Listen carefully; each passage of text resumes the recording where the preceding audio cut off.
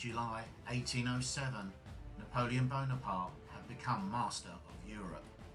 In response to the British naval blockade of the French coasts, he had introduced his continental system, a large-scale embargo against British trade. However, Napoleon had become increasingly frustrated that Portugal and its colony of Brazil was still openly trading with Britain and had declined to join the continental system.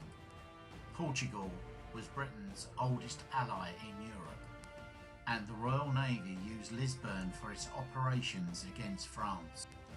The Emperor sent orders demanding that Portugal cease trading with and declare war on Britain, which the Portuguese government refused.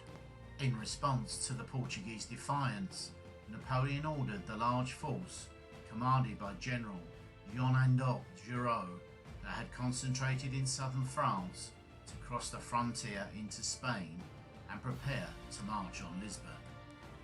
Meanwhile, France and Spain had signed the Treaty of Fontainebleau, which proposed to divide Portugal between them.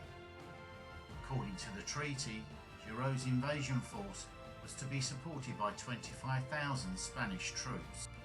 Junot moved west from Alcatara along the Tigris Valley into Portugal. On November the 19th, 1807, Junot set out for Lisbon and occupied it on November the 30th. Junot did his best to keep his troops under control.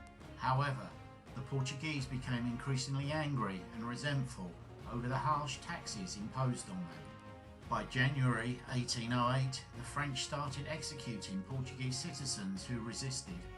The situation rapidly deteriorated, but it would need intervention from outside to turn the unrest into a revolt. During the first week in August 1808, 15,000 British troops landed in Portugal at Mondego Bay under the command of Lieutenant General Sir Arthur Wellesley. Wellesley had received a letter from Viscount Castlereagh, the Secretary of War, informing him that General Junot's forces numbered more than 25,000 men. Castlereagh planned to reinforce the British Army in Portugal by another 15,000 men. The command of this larger force would pass to Sir Hugh Dalrymple. The ambitious Wellesley hoped to make something happen during the time he was still in command of the Army of Portugal. He marched the army towards the city of Rolica to join with the Portuguese. With 1,700 of the Portuguese force under the command of Colonel Nicholas Trant, a British officer in service with the Portuguese army, the Anglo-Portuguese army began marching southwards towards Lisbon, following a smaller French force under the command of General Henry Francois Comte de la Borde, which had been sent by Junot to harass and hold the Anglo-Portuguese while he brought his larger army into position. By the 15th of August, the Anglo-Portuguese had reached the village of Óbidos. Here, the British vanguard, consisting of riflemen from the 5th, 60th and 95th Rifles, met pickets and the rear guard of the French force. Wellesley arrived at Óbidos on the 16th of August and moved towards Rolica on the following day. The Battle of Rolica began on the 17th of August, with the French occupying the higher ground to the northwest of the village, allowing them to block the road southwards towards Lisbon. Wellesley had arranged his forces with the Portuguese under Trent to the west, and a stronger force under Ferguson and Bowes with 6 guns to the east, while he commanded the centre. His plan was to envelop the French by manoeuvring his forces against each flank, while he distracted them with a show of force in the centre. Wellesley attempted this manoeuvre twice without success.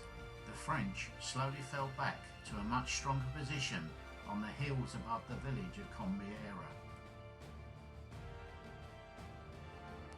Here, the steep sides made an attack in formation impossible.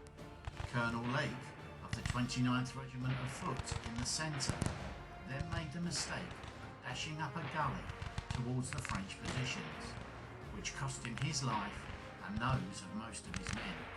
The French had repulsed 3 assaults by the British. Then, Wellesley ordered a general advance in support of the 29th. Using their superior numbers, they slowly began to reach the French positions at the top of the hill. Ferguson then arrived from over the hills to the east. Delaborde then began to withdraw in good order with support from his cavalry. Without British cavalry to begin the pursuit, they successfully withdrew southwards. During the Battle of Rolica, the Anglo-Portuguese forces suffered 487 casualties, with over half of that number coming from the 29th. The French lost over 700 men and 3 of their 5 guns. Delaborde was wounded. The following day, Wellesley found out that 4,000 additional British troops had arrived from England and were off the Portuguese coast. He marched his men west to cover their disembarkation rather than follow Delaborde. 4 days later, they would be attacked again at the Battle of Amiero.